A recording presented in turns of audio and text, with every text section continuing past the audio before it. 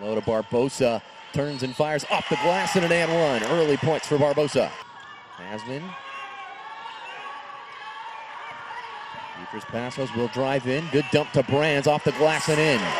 Check in. Hope Hasman brings it up the floor for the Vandals. Down by 6 early. Brands comes open. Deep two is good. Pinheiro, Euro step to the cup, and it rolls in. And that's the development we've seen from last season to this season. Dos Santos, Hope Hasman, Pinheiro, three-pointer short, offensive rebound, Dos Santos, off the glass, and 2 more for the Vandals. Good vision. 7 to shoot. Driving with the left hand. Puts one up. Couple bounces on the rim. Dos Santos physical inside, and she puts it in to end the quarter. Hope Hasman, who's played well in transition throughout your career as a Vandal, down low to Dos Santos. They are just feeding the well, and she gets it to go with the fadeaway. Hasman to take the lead is good. Great patience by Banks. Anytime you have one-on-one in the post, especially with her size and ability, you got to take advantage. Step back three from Hasman, yes! Doesn't get the roll.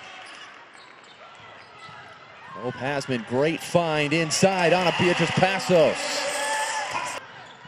And then Hasman just NASCARs it down the other way. Gardner in transition, a three-pointer. Letting Barbosa clear back out. The lane opened up and she hit that accelerator. Moriarty ignores the screen, kicks it back out. Barbosa, three-pointer, yes! He's got 10 points for the Vandals, and she is uber aggressive. Baseline drive, bounce pass to Brands. Great action for the Vandals. That technical foul giving momentum to the Thunderbirds. Hasman with the and one. Pinheiro, extra pass to Uriarty. Hasman, dribble drive, gets to the right hand and finishes. They've done a great job of controlling their pace. Yeah, Uric a little bit undersized for that forward position at 6 feet as Gardner nails a three-pointer. Supposed to be so mobile.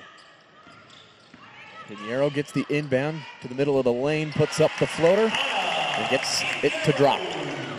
Be able to pick up the lead. Gardner leaking out in front, and she will lay it in with the left hand.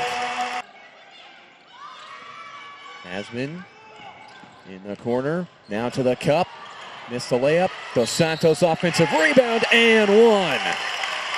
Pushing in transition. Hasman through the lane. Top of the key, McMorris. Looking for Dos Santos. Dumps it to her in the lane. Puts it on the deck. 2 more for the Vandals. He's playing with 4 fouls. Barbosa behind Feely and an easy 2. Great find from Chambers on the baseline side. McMorris baseline drive with the push and no call, and she says she's too small. It's only been 2 points for Feely, but she is so important when she's on the floor for Southern Utah. Hasman back the other way, answers the question with her own. Idaho electing to burn some clock here. McMorris, top of the key, gets open.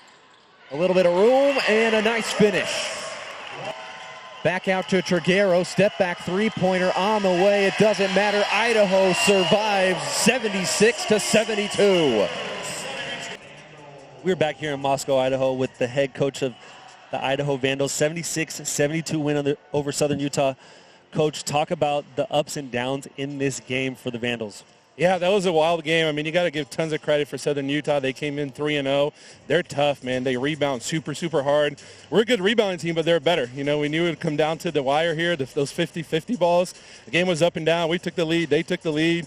A lot of fouls called, but I was proud of how resilient we are, and we found a way to win. It wasn't our best game, but we found a way. Yeah, you talk about the physicality, the paint presence from Southern Utah, coming off 2 games where they just dominated the paint versus Washington State and Eastern Washington. But you guys came in here and were aggressive and showed that post play that you guys have this year.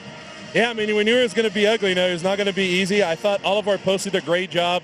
Sarah, Lolo, and Deb, we have the luxury of, I think, having 3 of the 10 best post players in the Big Sky, so it's hard to find minutes for everybody, but I thought they played really well. We got the stops when we needed to. There's a lot of stuff to clean up, but I thought that just showed how tough and how resilient we are. And then to piggyback off that, you say 3 of the best posts in the Big Sky. You're able to play so many players. I know it's early on in the season, but I know this is something you're looking forward to, is playing such a deep roster. Talk a little bit about that. Yeah, I mean, we want to play at a pace where we make people quit by the second half, right? I thought today, because of the fouls, the game has slowed down quite a bit, so we didn't get them as tired as we wanted to. I thought there was a point in the second quarter where they're kind of almost there, where they're really exhausted, and then we start fouling. They got to catch a break. So for us, the game needs to flow. We need to fix the fouls and clean that up, but we're that deep. I mean, I think we have 14 players that they can all play Division I basketball. They can all start in other programs, so we got to use that to our advantage.